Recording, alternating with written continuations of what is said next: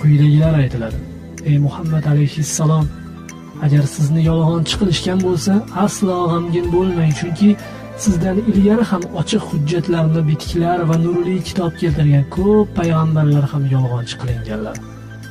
Hud surasi 53-oyatda esa quyidagilar aytiladi: ular dedilar: ey Hud, sen bizga o'zingning payg'ambar ekanligingni tasdiqlaydigan biron hujjat keltirmading.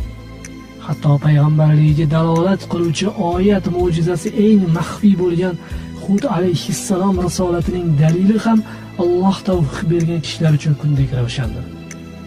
Yana bir oyatda aytiladi: u Hud aytdi: albatta men Allohni guvoh keltiraman.